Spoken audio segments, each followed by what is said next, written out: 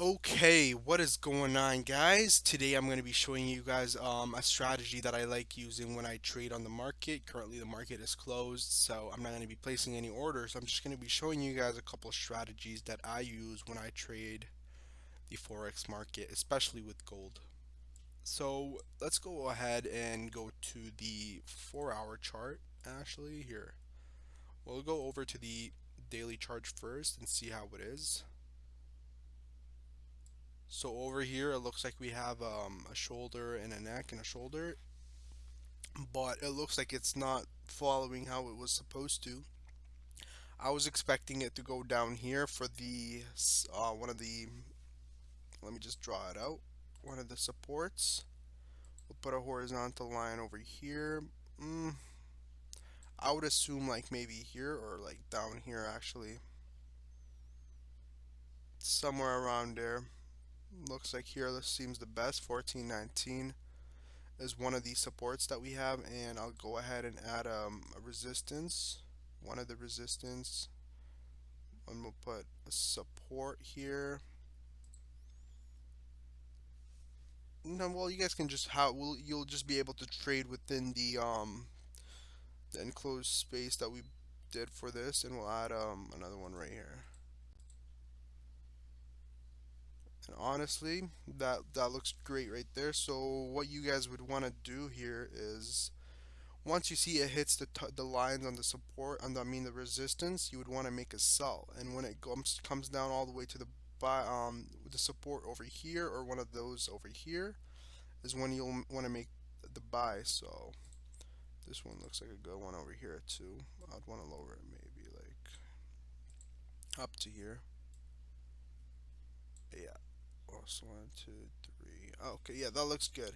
So you'd want to make buys at 14.19 if it hits there, or 14.59, which it did, and it went back up, but it looks like it wants to go back down.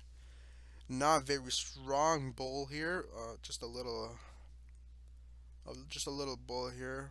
It went from 14.59 to 15.18. I'm pretty sure. So that's a huge jump. I can't lie. Can't lie.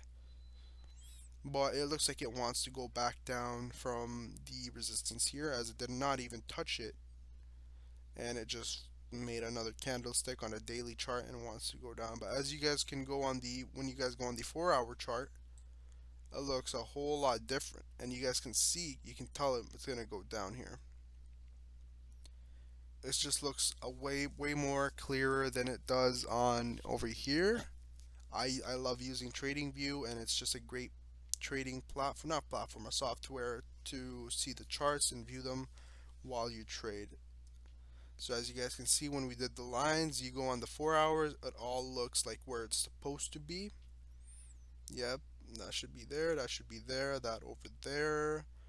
And that's when you how you trade. You'll want to make sells here and just closing on the buys on the support and resistance. Literally, support and resistance is the only thing that I use when I trade.